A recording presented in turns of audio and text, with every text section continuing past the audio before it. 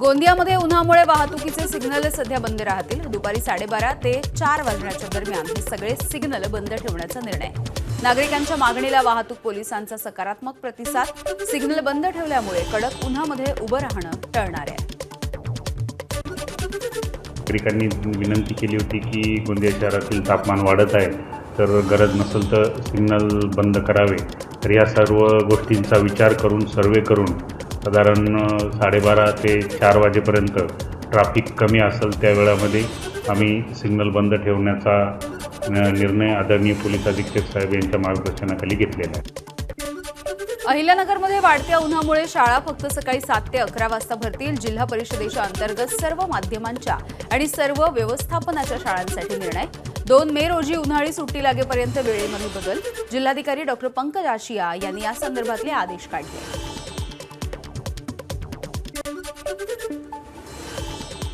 बीडच्या परळी उपजिल्हा रुग्णालयामध्ये उष्माघात कक्षाची स्थापना करण्यात आली आहे। गेल्या 15 दिवसांपासून सातत्यानं इथलं तापमान 40च्या पार गेल्यामुळे प्रशासनाचा निर्णय। नागरिकांना गरज नसेल तर घराबाहेर पडू नका असाही वैद्यकीय अधीक्षकांचा सल्ला। पंढरपूरला उष्णतेचा येलो अलर्ट जारी। उन्हाचा त्रास होऊ नये यासाठी विठ्ठल मंदिर परिसरामध्ये आच्छादन आणि रस्त्यावरती मॅट टाकायला सुरुवात झाली आहे। त्यामुळे अनवाणी चालणाऱ्या भाविकांना दिलासा। उष्णतेच्या लाटेमुळे नागपूरमध्ये देखील प्राथमिक शाळा ते महाविद्यालय यांना सुट्टी देण्यात आली आहे। नागपूरचा पारा 43 अंशांच्या घरात पोहोचलाय। आणखी वाढ होण्याच्या शक्यतेमुळे शाळा आणि महाविद्यालयांना सुट्टी देण्यात आली होती। जळगावमध्ये सूर्याचा प्रकोप। पिण्याचं पाणी मिळत नसल्यामुळे मुक्या प्राण्यांचे हाल होत आहेत। प्राण्यांना पिण्याच्या पाण्याची व्यवस्था करण्यासाठी 1000 जलकुंडांचं वाटप। सामाजिक कार्यकर्ते रमेश मुनूत यांचा पुढाकार। राज्याला पुन्हा एकदा आसमानी संकटाचा तडाखा बसण्याची शक्यता आहे। हवामान खात्यानं अनेक जिल्ह्यांना पावसाचा येलो अलर्ट दिलाय। विजांच्या कडकडाटासह जोरदार पावसाचा अंदाज। लातूर, नाशिक, पालघर, रायगड, रत्नागिरी आणि सातारा या जिल्ह्यांना पावसाचा अलर्ट। सोलापूरमध्ये वीज कोसळून तरुणाचा मृत्यू झालाय। मोहोळ तालुक्यामधल्या आढेगाव इथल्या दुर्दैवी घटना आहे। विजय राजाराम डोंगरे असं मृत्यू झालेल्या तरुणाचं नाव आहे। वादळी वाऱ्यासह जोरदार पाऊस। खरीपाच्या तोंडावरती खतांची टंचाई निर्माण होण्याची शक्यता। युरिया आणि डीएपी खतांची खरेदी बंद ठेवण्याचा हिंगोलीमधल्या कळमनुरी इथल्या खत विक्रेत्यांचा निर्णय। शासनाच्या जाचकाटींमुळे खत विक्रेत्यांनी हा निर्णय घेतलाय। पण खताच्या खरेदी करणार नाही त्याप्रमाणे त्यांनी म्हणलेलं आहे। आज आमची त्याच्याबरोबर मीटिंग पण आहे। असा कुठलाच जे स्टेप आहे तो त्याच्यामध्ये खताचं जे आहे ते तुटवडा आला ते जे आहे आम्ही एक्सेप्ट करणार नाही। शेतकऱ्यांना जे आहे ते खताच्या आम्ही कुठल्याप्रमाणे तुटवडा पण येऊ देणार नाही। शेतकऱ्यांसाठी भेंडवळची घट मांडणी होणार आहे। शेतकऱ्यांसाठी पावसाचा अंदाज यामधून व्यक्त केला जातो। देशामधील आणि राज्यातील राजकीय परिस्थितीवरती देखील अंदाज व्यक्त होणार आहे। 20 एप्रिल रोजी घट मांडणी। एबीपी माझा भेंडवळच्या घट मांडणीची पुष्टी करत नाही। संसदेमध्ये नारी शक्ती वंदन हे विधेयक नामंजूर झाल्यामुळे शिवसेनेच्या महिला आघाडीकडून आंदोलन। मुंबईतल्या बाळासाहेब भवनाच्या बाहेर आंदोलन। मनीषा कायंदे आणि नीलम गोऱ्हे यांचा आंदोलनामध्ये सहभाग। मणिशंकर अय्यर यांचं जे केलं तेच निशिकांत दुबे यांचं करणार। ठाकरेंच्या शिवसेनेचे नेते महेश सावंत यांचा निशिकांत दुबेंना इशारा। भाजपनं काही जण मातोश्रीवर भुंकायला ठेवल्याचा देखील आरोप। नाशिकमधल्या 2 प्रकरणांनी महाराष्ट्राची मान खाली गेली आहे। खरात प्रकरणाकडे देशामधील एक गंभीर प्रकरण म्हणून पाहिलं पाहिजे। खरातच्या प्रकरणामध्ये अनेक आर्थिक लागेबंधे समोर येत आहेत। काँग्रेसचे प्रवक्ते सचिन सावंत यांचा आरोप। मुंबई महानगरपालिका विरोधी पक्षनेत्या किशोरी पेडणेकर यांनी वर्सोवा इथल्या नाना नानी पार्कला भेट दिली आहे। वृक्षतोड केली जात असल्याची माहिती पार्कला भेट देऊन त्यांनी आढावा देखील घेतलेला आहे। अहिल्यानगरमधल्या दरेवाडीमध्ये अक्षय कर्डिले समर्थकांनी मारहाण केल्याचा आरोप शरद पवार यांच्या राष्ट्रवादीनं केला होता। आता या मारहाणीमध्ये कर्डिलेंचा सहभाग नसल्याची पोस्ट भाऊ बरेड यांनी शेअर केली आहे। तसंच आरोप मागे घेऊन त्यांनी दिलगिरी देखील व्यक्त केली। दरेवाडीचा उपसरपंच आणि अनिल करांडे याचा माझा वैयक्तिक वाद होता। त्या वादाचं रूपांतर त्यांनी माझ्यावर हमला करून वैयक्तिक मारामारीमध्ये झालं। पण रागाच्या भरात मी अक्षयदादा कडिल यांचं नाव घेतलं. निवडणूक आहे, त्यांचा आणि या भांडणाचा काही राजकीय संबंध नाही आहे. सोलापूर महानगरपालिकेच्या 1,378 कोटी रुपयांच्या पाणी पुरवठा योजनेवरून भाजपमध्ये राजकारण. भाजपचे 2 ज्येष्ठ आमदार विरुद्ध महानगरपालिकेमधील पदाधिकारी यांच्यामध्ये सुप्त संघर्ष. महापालिकेचं उत्पन्न वाढवण्यासाठी करवाढीच्या सूचना, तर कोणतीही करवाढ नको असं आमदारांचं मत. पश्चिम बंगालमध्ये परिवर्तनासाठी मतदान करा, राष्ट्रवादी शक्तींना साथ द्या. पश्चिम बंगालच्या भवानीपूर या विधानसभा मतदारसंघामधील मराठी मतदारांच्या सोबत मुख्यमंत्री फडणवीसांचा संवाद. या निवडणुकीमध्ये मतदानाला तर सगळ्यांनी गेलंच पाहिजे आणि अर्थातच गेल्यानंतर परिवर्तनाकरताच मतदान केलं पाहिजे. हे मतदान देशहिताचं मतदान असणार आहे. विधान परिषदेची जागा उद्धव ठाकरे लढणार नसतील तर काँग्रेस ती जागा लढवेल. ठाकरेंसाठी पाठिंबा देण्यासाठी तयार, मात्र त्यांच्या पक्षामधल्या इतर कुणालाही पाठिंबा देण्यासाठी तयार नसल्याची काँग्रेसची भूमिका. सत्तेसाठी तत्वांसोबत तडजोड केली नाही, शरद पवार यांच्या राष्ट्रवादीचे प्राजक्त तनपुरे यांचं विधान.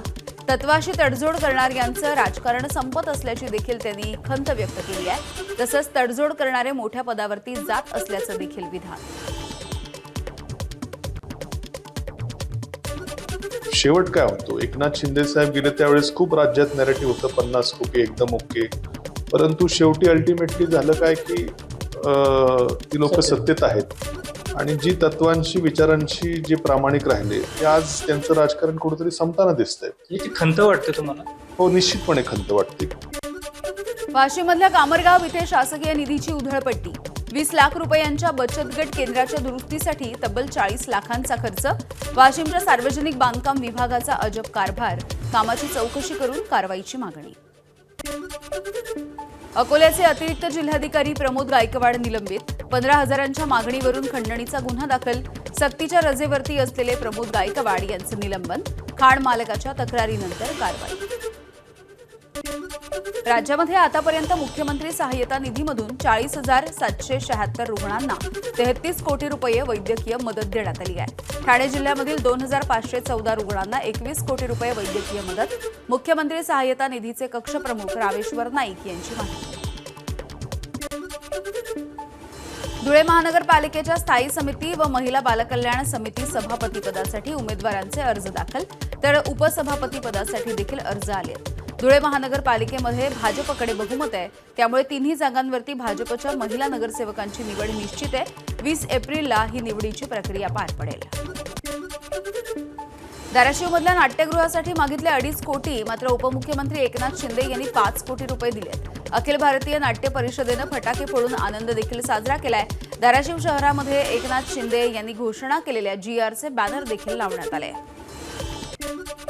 बोंधू अशोक खराची न्यायालयीन कोठडीमध्ये रवानगी. उद्या पुन्हा एकदा महिला अत्याचाराच्या 5व्या गुन्ह्यामध्ये खरातला कोर्टामध्ये हजर केलं जाणार आहे. सर्वप्रथम खरातला मध्यवर्ती कारागृहामध्ये कायदेशीर प्रक्रियेसाठी दिलं जाईल आणि त्यानंतर पुन्हा एकदा SIT खरातचा ताबा घेणार असल्याची माहिती.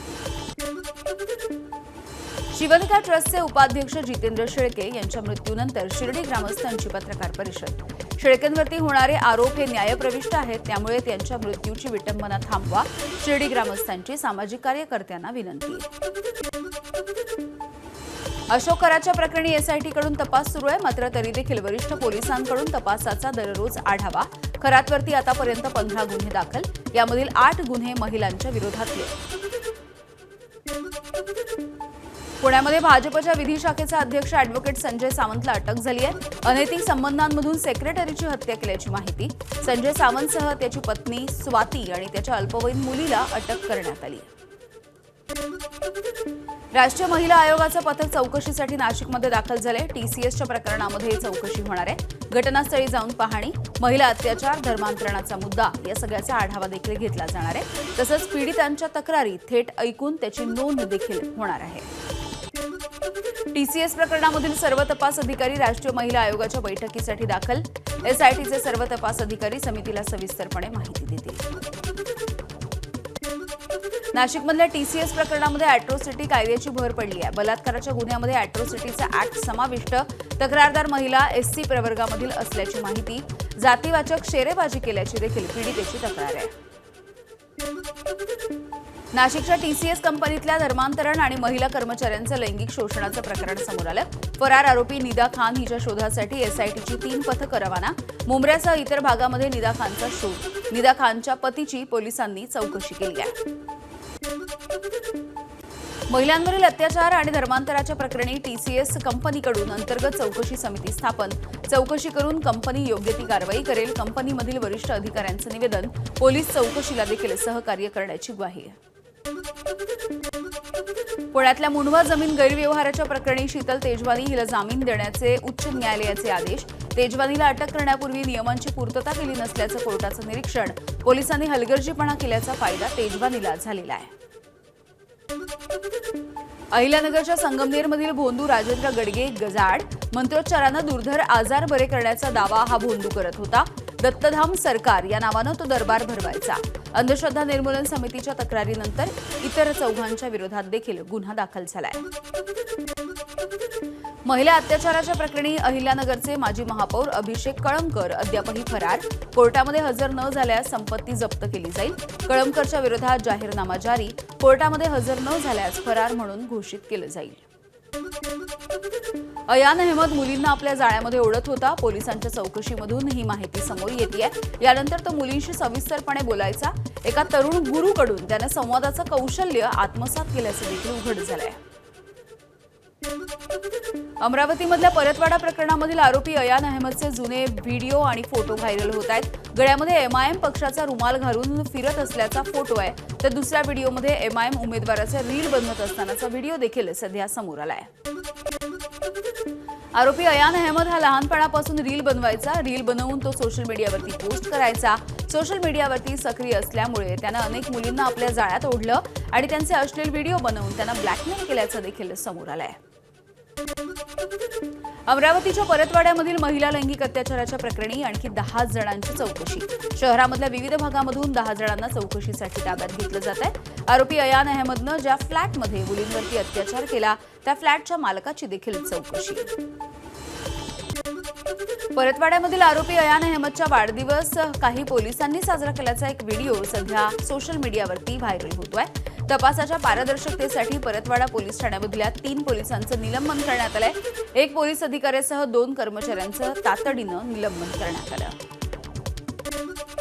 बंधू अशोक कराच्या प्रकरणानंतर अंधश्रद्धा निर्मूलन समिती मैदानात उतरते आहे. अकोल्यामध्ये अनिसकडून बुवाबाजी संमेलन. श्याम मानव यांच्या नेतृत्वामध्ये राज्यभर अशी संमेलनं आणि चर्चासत्र आयोजित करण्यात येत आहेत. अंधश्रद्धा निर्मूलन कायद्याची कठोरपणे अंमलबजावणी करण्याची मागणी. संभाजीनगरमधल्या घाटीमध्ये 23 वर्षाच्या मातेचा मृत्यू झालाय. डॉक्टरच्या हलगर्जीपणामुळे आणि चुकीच्या उपचारामुळे मृत्यू झाल्याचा चौकशी समितीचा ठपका आहे. डॉक्टर प्रेरणा देवधर यांच्या विरोधामध्ये गुन्हा दाखल. ऋतुजा वाघचौरे असं या मृत मातेचं नाव आहे. परभणीच्या सेलूमधील गायत्री नगर परिसरामध्ये आदित्य मिलिंद प्रधान या तरुणाची चाकूनं हत्या करण्यात आली. या घटनेच्या नंतर या भागामधली 2 वाहनं देखील जाळण्यात आली असा संशय आहे. परिसरामध्ये सध्या तणावपूर्ण वातावरण आहे आणि पोलिसांचा बंदोबस्त आहे. ABP माझा, उघडा डोळे बघा नीट.